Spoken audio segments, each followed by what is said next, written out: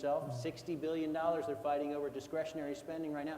There is such a wider picture here confronting this country and whether or not those decisions can be made in not only in the short term but over in the long term.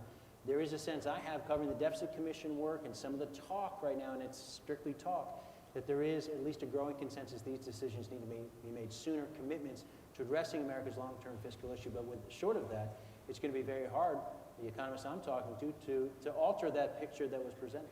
Well, let me just quickly ask you to expand, Peter, on one thing you said at the beginning, and that is that policymakers in Washington, some of them are having a difficult time coming to grips with this idea that the U.S. may not be dominant, won't be dominant in the world in the decades to come. What do you mean by that? What I'm talking about are a lot of people in Washington, and I won't name names right now, but folks know that there are certain people here in Washington, government leaders, members of Congress otherwise, who don't fully understand the challenges posed by the rise of emerging economies like China and India, and what that means to America going forward. America's been the economic engine for so much, for so many years now, and that position is changing right now. There is a transition going on. We've seen it during the course of the financial crisis, and there are certainly those in terms of the debate over free trade. Look at even public attitudes in the United States towards free trade. I mean, you still have a majority of Americans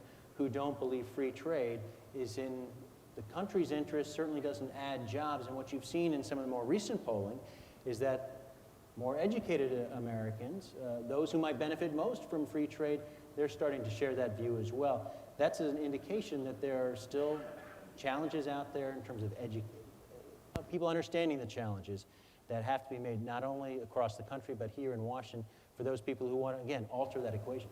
Far be it from us, though, to say that politics would ever get in the way of recognizing the realities that need to be recognized.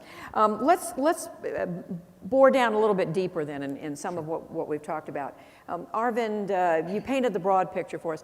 Let's talk about where the strengths and the weaknesses are in different sectors of the economy. And you can do it geographically, or you can, are you saying that the growth is only going to come from China and India and some of these amazing economies where populations are exploding? What are you saying? No, I think the story that Larry painted, and he referred to this piece by Willem Boyter of Citibank, I think what we are seeing now, I think for the first time in about 400 years of recorded history, is growth is spreading across the globe, in a way that never happened before, and it's also happening